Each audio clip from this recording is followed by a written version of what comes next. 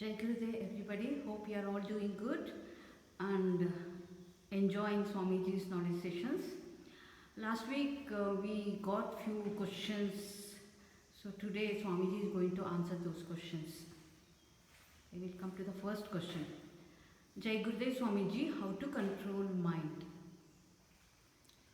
You know, in our Shastras, they've associated mind with a monkey. Just like the monkey keeps jumping from one branch to another. You know, in a second it is in the topmost branch, then it comes and falls to the bottommost branch, then the second branch, and the third branch, and the fourth branch. So that's the nature of the mind.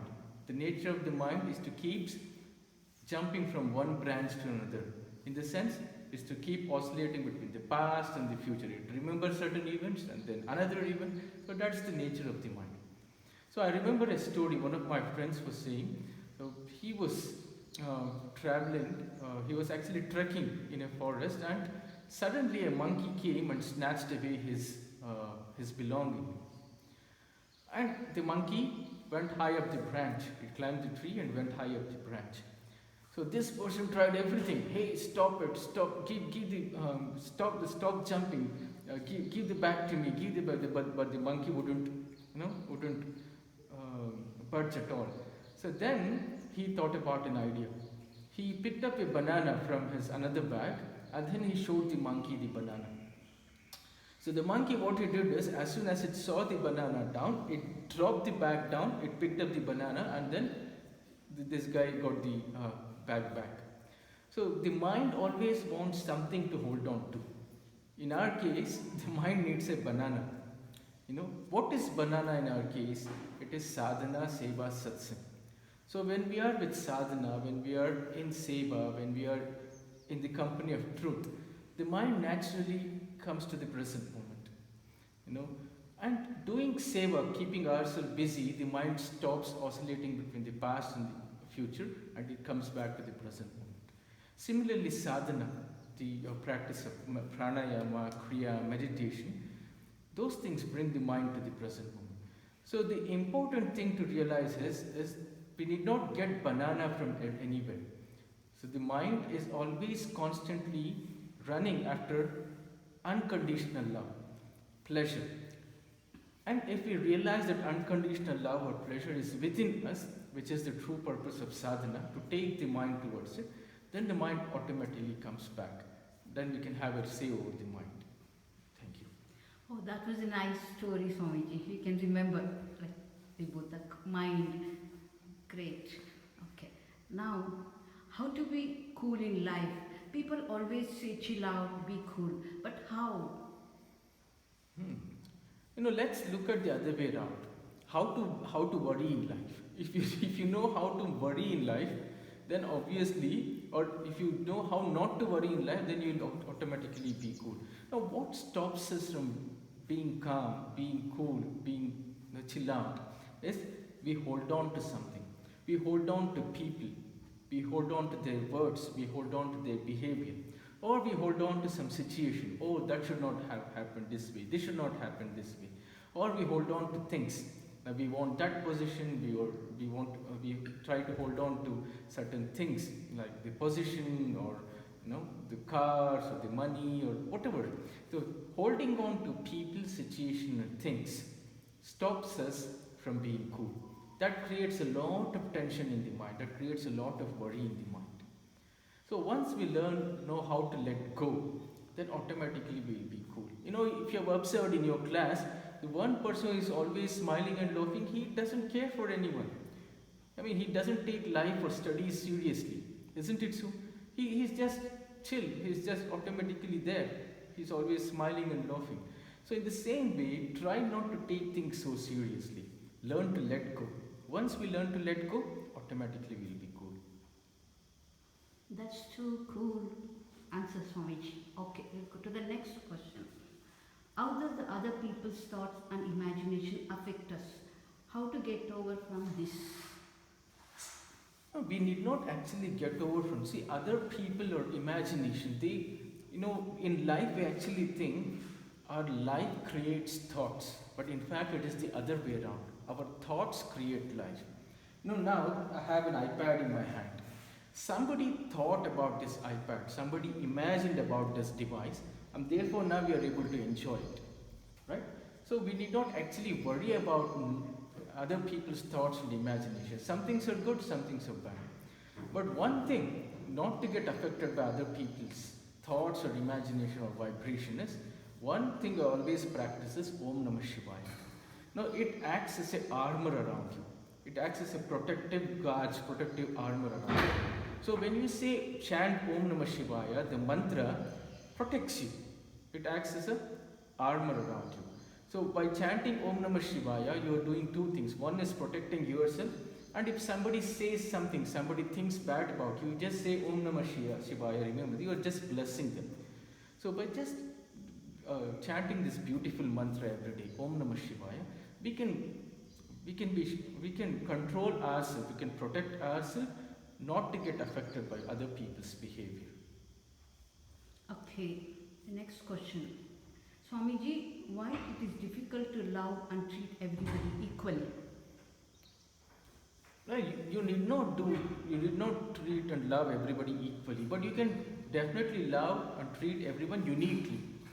For example, you cannot love when you love somebody below your age. It comes as an affection. When you love somebody above your age, it comes as a respect. Now you cannot love the same way you love your wife, the same way you love your child. The love is different, but you can treat everybody uniquely. When I say uniquely, you love your child in a different way, you love your friend in a different way, you love your wife or husband or father in a different way. And in life, you can always not say, I'm constantly in love, I'll constantly eliminate love, I'll constantly keep throwing the vibration of love. No, sometimes anger comes, sometimes frustration comes. It is fine.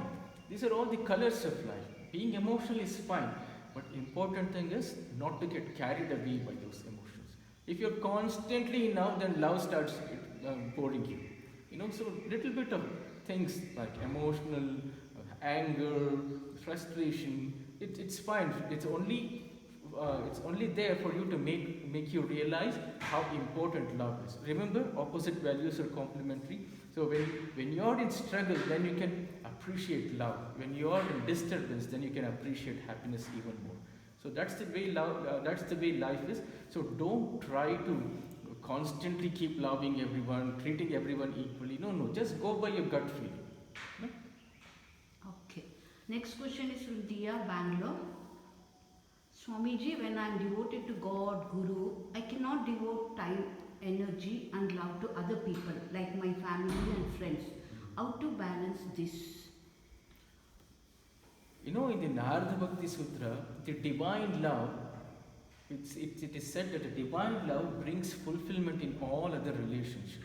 It is not that you dedicate your time and love and energy only to God, only to divine, only to spirituality, and you are neglecting everything else. That cannot happen at all, because the divine love is the basis for all the other love. When you love somebody, when you love divine or God, you cannot say, I have loved my wife completely, now I'll move on to the next person. In the same way, you cannot say, I've loved God completely, then I'll move on to my relationship. No.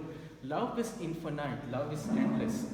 The very nature of love is such that you can constantly pour love out of you. So, those two are not contradictory. Once you are in bhakti, once you are in devotion, then it brings fulfillment to all the other relationships. Be it your friends, be it your family, your co-workers. So, the very nature of devotion is such that it is not contradictory. In fact, it brings fulfillment in all the other relationships. Next question. Swamiji, how to get over insult and humiliation? Insult. Be humble. Nobody can insult you. When you're humble, they say be humble like a grass. So when the thunderstorms come, when you're humble like a grass, when you're humble like a grass, when the thunderstorms comes, then it uproots the trees. It doesn't uproot the grass. So the more egoistic you are, the more insulted you feel. Isn't it so? Look at your life. The Wherever you felt insulted, it's because of your ego. Without your permission, nobody can insult you. One thing I've always keep telling everyone is, if you do not bend down your head in humility, one day you'll have to bend your head down in shame. And that shame is called insult. When people shame you, when you get ashamed, then that is insult. What was the other thing? Insult and humiliation. Be humorous. When somebody laughs at you, instead of feeling humiliated, you also laugh along with them. Because there's nothing so seriously about it. Don't take life so seriously. So once you add a little bit of humor, a little bit of joke, once you smile along with them, nobody can humiliate you, isn't it so? Let's say some of your friends are humiliating you. You join them and laugh at yourself, and then take a turn and you make fun of others. So that's the crux of life. You laugh and make others laugh. Now, Guruji always says, haso or hasao, mat faso or mat fasao. Don't entangle yourself and entangle others. Instead, laugh and make others laugh. Okay, here's the question from Shaila, Mumbai. What is God's work? God's work. There is a story. I think you must have heard this story. One day there was a king in a kingdom. This emperor was constantly thinking about this question: what is God's job? So he brought all the pundits, he brought all the scholars, and they asked them to deliberate on this topic. What is God's job? So all the pundits and scholars, they sat together and they said, Asti, Bhati, Priti, Nama, Rupa, all Vedic terms they used, but still the king was not satisfied. So one day, in his kingdom, there was a shepherd. The shepherd said, I know what God's job is. Take me to the king, I'll answer him. So people started laughing at him. You're after all a shepherd, you just look after your sheep, your herd of sheep. But he said no, he insisted, I know what God's job is. So he came to the kingdom, and the king was surprised. So the king was sitting on his throne, the shepherd was standing below. Now the king said, now that you're here, tell me what is God's job. Now the shepherd said, see, if I have to answer a question, I have to be on a higher position. So I have to sit on your throne, you come down. So I'll answer. So one should receive answer with humility. So the king was a little perplexed and finally agreed. So the king came down the throne and the shepherd sat on the throne. And then the shepherd said, this is what God's job is. The God's job is somebody who is down below, the God's job is to uplift him, and somebody who is up there, who thinks very high of himself, who is very egoistic, God's job is to bring him down. But Gurudev also says, if you maintain your position in an equanimous way, if you are very constant, if you are subtle, when you are centered, in a very constant way, if you are centered, then not getting the humiliation, not getting the pride, not getting the challenges affect you. If you can maintain yourself well, in a very positive, subtle, centered way, then nothing else can shake you. So the God's job, I always say, those who are down and those who are down below, the God's job is to uplift them, and those who think very high of themselves, they are very proud of their work, their position, very, very attached to their position, God's job is to bring it down. Okay, we have many more questions, but we'll conclude today's session now. We'll take up some more questions in the next session. Thank you very much, Swamiji. Thank you, everybody. Thank you. Take care of yourself. Stay home and stay safe. Thank you.